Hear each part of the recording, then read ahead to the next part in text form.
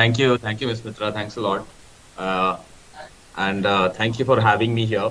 And that was a great context set by Mr. Das and Mr. Kumar. So I'll carrying forward the topic. I'll speak a little bit about energy transition. And Ms. Mitra, I just wanted to check. I had sent a few slides. Is it possible to project that? There were a few pictorial representations I wanted to show. So if Yes, it's possible, if you can put that up. yes, But meanwhile, I think the topic of energy transition, very well touched upon by the chair and the co-chair, is these are very interesting times. And this is the time when India's energy consumption, as they say, is set to grow. And we are not, therefore, we are likely not going to be choosers of sources. We are going to use all the sources that we have at our disposal. Hydrocarbons will likely continue for some time to come, but at the same time, new sources of energy, cleaner sources of energy, more efficient sources of energy have to keep coming into the mix. And in the context of that, maybe what I wanted to talk about is first put a bit of perspective on energy transition itself, because this is not the first energy transition that has happened in the world. It likely won't be the last. So just give a historic perspective on how have previous energy transitions taken place and what we could learn from them. And then go into a space very specific to India and Indian oil and gas companies, is that with every transition comes a lot of opportunity. And I wanted to then bring the focus into saying, as we are going through this transition, how do we see the oil and gas companies orienting or pivoting themselves to capture on some of the new opportunities that are coming up? To start with, if we go to the first slide, is to look at the energy transition that has happened in the earth in the present past. And I'll take you back hundreds and millions of years back. The first transition was when we came into from the sun to a fire, which gave us the ability to access fire at any point in time at our own will. Then we moved into domestication of farming, which means from nomads, we were able to settle down because we now had the mechanical energy, harnessing that from animals, leading to agriculture. And then that had to move from nomads to settlers. Then came the era of fossil fuels. That led to our ability to muster immediate bursts of energy, which led to the industrialization, which has now got us to the fourth big energy transition that we are looking at. The difference being that past energy transitions have happened because of the discovery of a new type of energy, which has been more powerful, more efficient. The energy transition that we are seeing now is very unique because it is coming from concerns about the climate, which means we might have to look at energy sources which are immediately, intuitively, not necessarily more efficient or powerful, but which are cleaner. And this is important because as we look at developing new sources of energy, the business, the commerciality of it, the scalability of it, many of that has to be recreated because now the climate concerns, whether it comes in the form of carbon tax, whether it comes in the terms of commitments, net zero, there will be non-commercial reasons which might play in for bringing some of the new elements to scope. So having seen this historically, this is more of a thousands of year view. But even if you take going to the next slide, if we take the last 100 years, where within hydrocarbon there has been an energy transition that has happened. And if you go to the next slide, that we'll see that in the last 100 years, there have been two energy transitions that have happened. In the early 1900s, we have seen when coal was the primary source of energy in the basket. Mid 1900s is when oil overtook. And the important point to note here is that while we talk about energy transition, if we look at it from an absolute perspective, it's always been addition. That in absolute perspective, neither has coal gone down. Oil has started taking more share, but all sources of energy, oil, coal, natural gas, even renewables, in absolute terms, each one has kept adding up. And this is, again, going back to the context set by the chair and co-chair, is that specifically as we look at India, with our low per capita consumption, and one of the big trends which the world is looking at is when will Indian middle class at scale start to switch on their air conditioners? And that is one trend that everybody is following in terms of just the sheer size of energy power scale up that will happen, and many other reasons other than air conditioner, of course. But the point being that we will continue to increase our per capita consumption. We will continue to need energy. And therefore, while we look at energy transition, it will likely continue to be an energy addition and not really an energy substitution. And that brings very important insights for our oil and gas sectors. And Mr. Pankaj was saying a bit of that we'll have to continue to invest in new technologies, extracting new resources from under the ground for ourselves.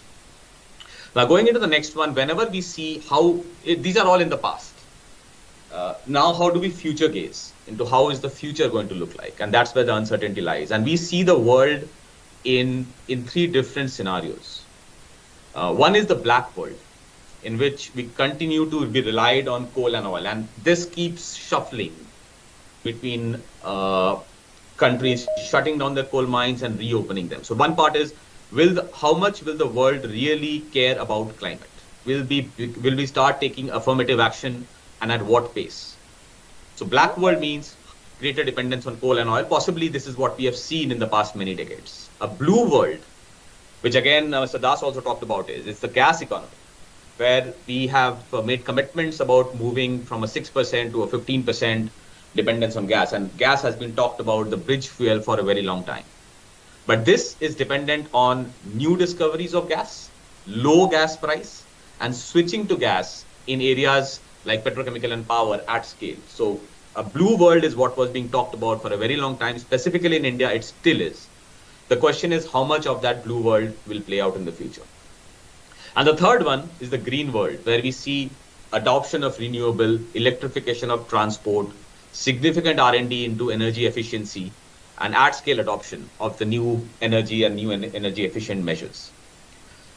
In the past decade, we have varied between, if I look at 2010 and the projection of coal, and how we are looking at the projection coal sitting here in 2020, it's starkly different. So the belief about which world we will embrace continuously changes. But sitting here today, we feel that green world is likely a scenario that we'll all have to prepare for. However, irrespective of which, and if I go to the next picture, is that next slide, irrespective of which world we embrace, there is a very good insight for India. I think the first point has already been spoken about from Mr. Das and Pankaj, is that India, in terms of per capita energy consumption, is on the far left side, you'll see is lower than any of the developing countries, far lower than the developed countries like US, Canada, and Qatar. So even if I take a very conservative estimate, even on a per capita basis, anywhere between 3 to 5x is where we are expecting. And the air conditioner example I was giving plays right into it. As we get more disposable income, as we require more energy sources, more power sources at a business level, but also individual levels, our energy consumption will continue to rise. And therefore, that brings us to, if I put some mathematics behind it, is that given that we will go into greater energy consumption, our new sources of energy will take its own time to come in, whether it is renewables, wind, hydrogen, whichever sense. This will not going to come in a day. So oil and gas will continue to remain very, very core to our energy basket. And depending on whichever assumption we put in terms of how India will grow, the middle slide that you see and the black that you see right at the bottom, the oil and the coal and the gas sections, we will continue to grow in terms of our absolute requirement of these resources. And that brings us to what does it really mean for oil and gas players today? Our need to continue to invest in greater EOR, enhanced oil recovery, looking for, and Mr. Pankaj spoke about that, getting new technology partners to extract materiality from under the ground in complex areas where we have not had experience before.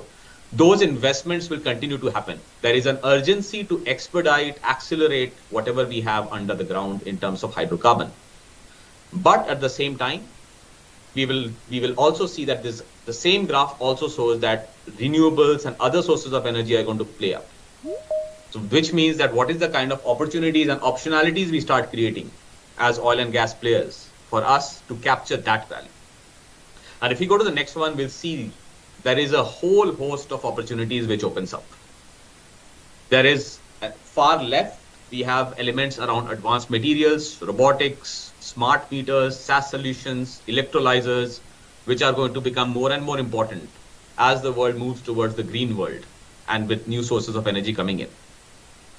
But on the right-hand side, and that is where opportunity opens up for Indian oil and gas players, is around the part about LNG infrastructure, power distribution, compressed biogas, methanol, e-mobility, green logistics. But one area which we are very bullish about, and which in the current last few weeks of energy, the kind of price rise that has happened has maybe opened up this opportunity, is about hydrogen.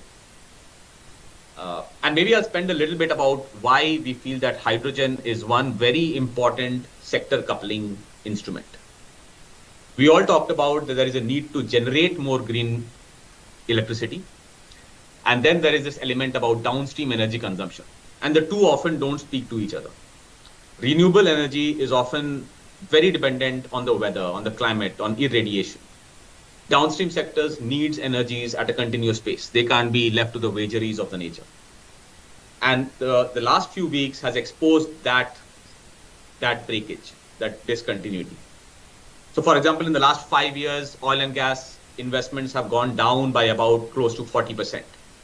And that has led to greater reliance on renewables. But the moment Europe had a deep winter, the moment Russia had a deep winter and its stockpiles went down, and renewables was not able to scale up and meet the global demand of energy that is happening as we recover from COVID, we have seen a spike in terms of the price of oil, the price of gas, which we are seeing today. And that has led to countries such as China making statements to say that we now need to rethink how we manage this transition. That we can't keep having this disconnect between dependence on renewables, but continued growth in our energy consumption. And this discontinuity leading to high volatility in oil and gas and hydrocarbon prices. And that is where hydrogen comes in as a great vehicle for coupling the upstream and the downstream sector. Because hydrogen fundamentally helps us to do energy storage and then take it and transportation to the end use wherever it is required. So if we go to the next one, and that's why in today's discussion, I wanted to spend a little bit of time on this specific opportunity around hydrogen in the context of energy transition. In today's world where there is a high reliance and high need to reduce volatility of our energy sources, where hydrogen starts coming in as a what we used to think about gas as a bridge fuel. We're beginning to look at hydrogen as a vehicle for sector coupling between the upstream and the downstream. So just in that context, the dwindling hydrocarbon-based fuels means there is a need to create a more seamless integration between upstream and downstream. The over-reliance on renewable energy, on natural conditions creates disruptions, and hydrogen can start smoothing a lot of that as it looks at generation through renewables, but delivery on tap. And then there is EV adoption, highly dependent on charging infrastructure and battery affordability.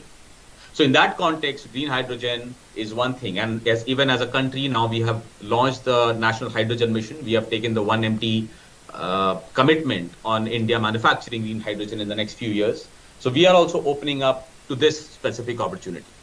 And if I go to the next slide, is that to say, even within the country today, we have not yet moved towards green hydrogen, but we have looked a lot at gray hydrogen, which is hydrogen which is produced by gas. And if I move to the next slide, yes, here, is that even within the established sector of fertilizer, refining, steel, there is significant amount of gray hydrogen that is getting consumed. And this gray hydrogen has a clear play in terms of how do you create a transition from gas-based hydrogen to renewable-based hydrogen. And that is one of the commitments that we are beginning to take as a country to say, can we move towards greater green-led hydrogen on the back of a captive consumption that is happening for all our different sectors. And that itself lays the ground for oil and gas companies to start looking at it, because these are places where currently we have a very strong hold, either in terms of a source of fuel or in terms of a feedstock. So there is access to these sector, which we can already start building on and get into the hydrogen value chain. And that is on the fundamental belief that as we move forward, hydrogen value chain will be one specific area where that could open up a very important role for oil and gas players to fill. And even if I do a bit of future gazing in the next slide, beyond what we have on the ground, which is beyond if I just look at fertilizer, refining, and steel. And then this opens up a bit of the vision of the future. And if I go to the next slide, is green ammonia, for example, is something that the entire Middle East is and Australia are making extremely big bets on. But if I look at India, this is one very important area where we could play the role. It was almost what Middle East did to gas. We can do to ammonia because of our cost of renewable. If I can stay in the previous slide, is and that's one area where our low cost of renewable, our ability to extract the maximum irradiation, and then getting into the green ammonia zone, which in terms of the global trade is one of the big areas for growth. Similarly, new applications for methanol, long trucking, fuel cells is another big bet. China has already taken the fuel cells bet in moving into for multi-axle and heavy vehicles. Again, one area where hydrogen could become a very big play. So coming into the why are the conditions favorable for India? We are one of the lowest cost and most innovative renewable energy market. And as we look at the cost of renewables falling in the last 10 years itself, we have seen the cost of renewables falling to over 1/4 in terms of dollar per megawatt hour, and possibly could continue to fall lower. Our dependent on imported LNG, it is likely to continue, but this could play a very important counterfoil to our, and I think Sadas was making a point that there is a need to reduce our import dependency. And while we continue to import LNG, how do we reduce our dependency on the volatility of the hydrocarbon trade, which is likely to continue, especially given the geopolitical and the climate and sustainability play-off that will happen. And we are among the very few countries with capacity growth in core sectors, which like refining, fertilizer, methanol, which are likely to contribute to this growth. So largely on the back of that, what we feel is, and if we go to the next slide, is that the hydrogen, whether it is gray hydrogen, green hydrogen, but looking into the hydrogen value chain, and maybe we can skip to the one slide after. If I look at the oil and gas ecosystem, we have always been extremely good on the market side, which is providing energy to the end use, whether it is through a retail station, whether it is, and maybe we can move to the next one, whether it is through the retail station, whether it is through the CGD distribution, if you can stay in the one slide previous, please. Through CGD distribution, through the pipeline infrastructure, transmission and distribution of energy resources is where oil and gas companies have historically been very strong. And this is the value chain which going forward would continue to be something that we should take a first mover advantage, where we should take a stake of that market in that entire value chain that will get created. And if I again future gaze into this, that as we get into new blending mandates, as we go into hydrogen as a fuel for long range interstate travel, as we get into hydrogen as a fuel for feedstock or as a source of energy into our process industries, creating that infrastructure between and breaking that down into an upstream, which is the generation, where possibly the renewable players, the power generation players could have a play. And then, but as oil and gas companies getting into the transmission to the pipeline or to the last stage and the dispensation, where we have a very strong right to win, is one area that we could come in. So to close, if we go to the last slide, we wanted to make a couple of quick points. Is that as I look at the energy transition, there is a here and now, which means we need to continue to extract more from what is there under the ground, which means investing in new enhanced oil recovery techniques, mature field extraction, into looking into more difficult oil and gas spaces, whether it is HP, HT, and then looking at different sources like partnership, because we will require all the oil and all the gas that we have inside, as well as creating the right infrastructure for us to bring in more LNG sources from outside. And that continues to remain the here and now focus for our oil and gas companies, because we will continue to be heavily dependent on imports. But at the same time, as we look at both energy independence, but also extracting more value from this, from the energy transition, which is happening, we need to start looking at how do we create the right value chain in order to take greater share of the value chain that is going to get created because of new sustainable energy sources, Hydrogen is one area which is coming in as a very interesting one that, and we are very well placed to play that. But even outside of that, whether it is PV, whether it is EVs, whether it is power systems, distributed power systems, how do we start taking a greater share of role into those angles? So with that, I want to maybe stop here and hand it back the host.